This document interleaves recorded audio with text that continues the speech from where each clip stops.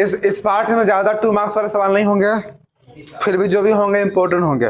पहला सवाल रहेगा डीएनए और आरएनए में अंतर बताएं। डीएनए और आरएनए में अंतर बताएं। तुम तो लिख भी तो सकते हो, बहाना बनाते हो कि नहीं लिखते हैं, वीडियो निकालते हैं। डीएनए और आरएनए में अंतर बताएं। कितना टाइम लगेगा लिखने में? अरे भाई पढ़ो, हमारा काम है सिर्फ आपको राह दिखाना। आप चलोगे उस रास्ते पर तो बढ़िया है, नहीं चलोगे तब वो बढ़िया है। इसमें तेरा घाटा मेरा क्या जाता। गाना सुनो बरा कि ना, वही बता बा। तुम समझो तो ठीक है, ना समझो तो वो ठीक है। डीएनए और आरएनए में अंतर निम्न है। एक तरफ डीएनए लिखेंगे और एक तरफ आरएनए। और याद रखना इस सवाल इतना इंपॉर्टेंट है ना, इस सवाल 2 मार्क्स में नहीं आएगा तो 5 मार्क्स में कंफर्म आएगा। बायो में नहीं आएगा तो केमिस्ट्री में भी कंफर्म आएगा।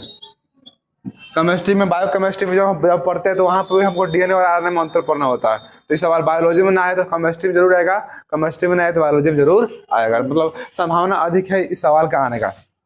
तो लिखना है फर्स्ट में, इसमें डीऑक्सीराइबोसैकरा होता है। इसमें लिखना है इसमें सिर्फ राइबोसैकरा होता है। नंबर 2 में लिखना है यह सिर्फ खानदानी लक्षण को, अनुवांशिक लक्षण को पीढ़ी ले जाता है। इसमें लिखना है यह कभी कभी अनुवांशिक लक्षण को पीढ़ी ले जाता है और इसके साथ ही यह प्रोटीन का संश्लेषण भी करता है। सामान्यतः इसके कोई प्रकार नहीं है। इसके 3 प्रकार है, mRNA, tRNA और rRNA। चौथा अंतर में लिखना होगा इसमें थायमिन होता है। इसमें लिखना है इसमें थायमिन के स्थान पर यूरेसिल होता है। चारों का अंतर 2 मार्क्स में काफी है, लिखा जाएगा। भोजी का नामांकित चित्र बनाएं। 2 से 3 सवाल बोर्ड एग्जाम में रहेगा, जो चित्र से जुड़ा हुआ सवाल रहेगा। कुछ इस तरह बनाना है। सबसे पहले षष्ठभुज बना देना होगा आपको, फिर ऐसे कर देना होगा, फिर इसका 6 टांग बना देना होगा, फिर यहाँ पे ओ कर देना होगा, फिर उसके बाद इसको ऐसे करके ऐसे करके ऐसे करके ऐसे करके ऐसे करके ऐसे कर देना होगा, फिर ऐसा डीएनए बना देना होगा। ये हो गया पाद। क्या हो गया? ये हो गया पाद, नहीं पैर। मान में क्या बोल रहा पागल। देख हम लड़के लिखा है पादर है, मुंह कहीं किया रहे। इसको पाद या पूछ कहेंगे, पूछ, पाद या पूछ। इसको बोलेंगे गिरिवा, इसको बोलेंगे शीर्ष भाग, शीर्ष भाग। और ये आपका है डीएनए। और ये बन गया जीवाणु भोजी का चित्र। भोजी, जीवाणु भोजी का चित्र ना, अथवा भोजी को होता है। पारकर्मण या ट्रांसफॉर्मेशन की प्रक्रिया को समझाया तो सबसे पहले चूहा बनाना है। उर्दू के 70, इंग्लिश के ए, बुढ़िया के मोटरी, एमे 2 लकड़ी, खेज देने सुतरी तो बन गल मुसरी।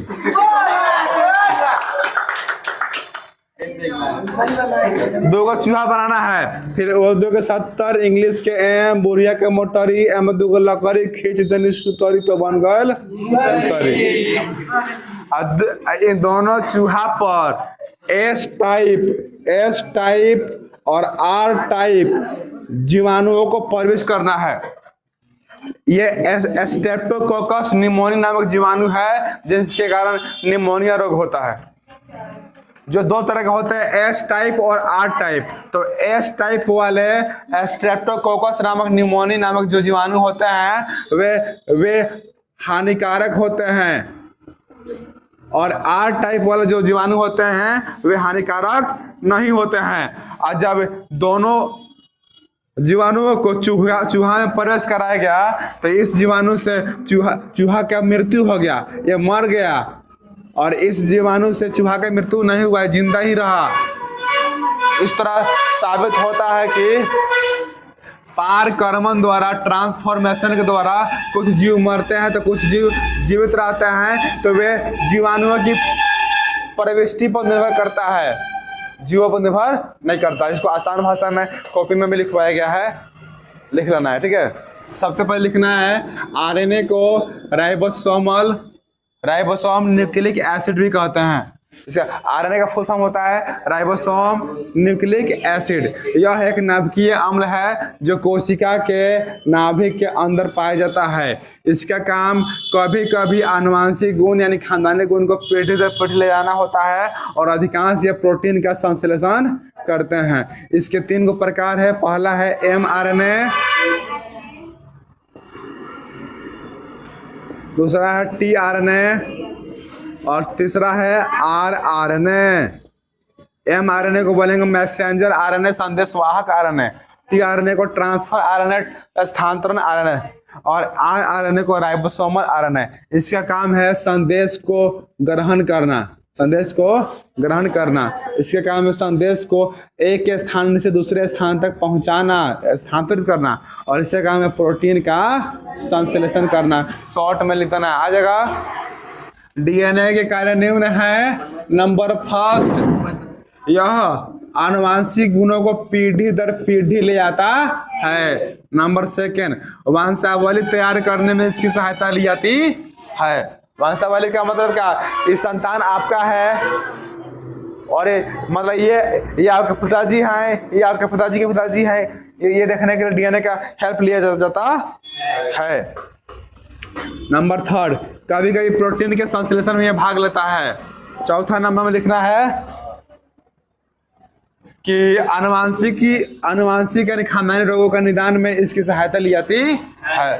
चारों को कार्य काफी है। सवाल पूछेगा डीएनए फिंगरप्रिंटिंग का उपयोग बताएं, तो लिख रहा है डीएनए फिंगरप्रिंटिंग का उपयोग निम्न है। नंबर फर्स्ट, चोर या अपराधी को पकड़ने में। यदि कोई व्यक्ति या कहीं पर कोई क्राइम होता है तो वहां पे उंगली का छाप मिल जाता है तो अपराधी पकड़ा जाता है ना। दूसरा काम क्या है? वंशावली बनाने में। दूसरा क्या काम है? असली माता पिता या संतान का पहचान करने में। देखो कोई बहुत करोड़पति बाप है, उसका बेटा कोई बचपन में भुला गया था और अपने बेटा को ढूंढ रहा है, तो कोई बहुरूपिया आएगा कहेगा कि नमस्कार पिताजी, मैं आपका सुपुत्र हूँ, मुझे आप अपना लीजिए। तो कैसे मालूम चलेगा ये इसका सुपुत्र है? दोनों का डीएनए चेक कराया जाएगा, दोनों का डीएनए सेम होगा तो ये दोनों बाप बेटे हैं, अन्यथा नहीं है, कोई बहुरूपिया ही है। चौथा काम क्या है? इसका प्रयोग फॉरेंसिक लैब में अपराधी की जांच में या लाश की पहचान करने में भी होता है। फॉरेंसिक लैब देख लो सीआईडी में हमारी खानी कैसे तारुका के बार बार खोज करती रहती है। सालों के डॉक्टर है और तारुका से अभिजीत के थी होला ना। आनुवांशिक कोड या जेनेटिक कोड क्या है सवाल पूछेगा तो लिखना है इसकी खोज भारत के मशहूर वैज्ञानिक डॉक्टर अरविंद खुराना ने की थी। इसमें कोडों की संख्या 64 होती है जो कि तय करते हैं कि कौन सा गुण जनक से संतान में जाएगा, संतान जनक के किस प्रवृत्ति रूप धारण करेगा, वह किस तरह का होगा, उसमें उत्परिवर्तन होगा कि नहीं। ये जेनेटिक कोड ही तय करते हैं कि संतान किस प्रवृत्ति का होगा। बी डीएनए और जेड डीएनए में अंतर बताएं। ऐसे तो खास तौर पर डीएनए का कोई प्रकार नहीं है, लेकिन ज्यादा कंडीशन में देखा जाए, बहुत रेयर कंडीशन में तो डीएनए के 2 प्रकार है। नहीं 5 प्रकार डीएनए के, जिसमें से 2 को पढ़ना है, बी डीएनए और जेड डीएनए। दोनों में अंतर लिखना है। आ जाएगा लिखना है, एक तरफ लिखना है बी डीएनए और एक तरफ लिखना है जेड डीएनए। इसमें लिखना है फर्स्ट में, इसमें नाइट्रोजन क्षारों की संख्या एक कुंडली में 10 जोड़ा होती है। इसमें नाइट्रोजन क्षारों का संख्या जोड़ा में एक कुंडली में 12 होती है, 2 को बढ़ जाता है। इसके एक कुंडली की लंबाई 3.4 एंगस्ट्रॉम होती है और इसके एक कुंडली की लंबाई 3.4 एंगस्ट्रॉम से अधिक होती है। यह डीएनए शरीर में अस्थायी होता है, यह डीएनए शरीर में अस्थायी नहीं होता है। बस 3 को अंतर 2 मार्क्स में काफी है, पर्याप्त है। अब 5 मार्क्स वाला सवाल है। पहला सवाल है डीएनए क्या है, डीएनए क्या है, इसका सचित्र वर्णन करें, सचित्र वर्णन करें। चलिए लिखना होगा आपको, 2 मिनट रुको ना, बाद में लिखना था, समझ लो।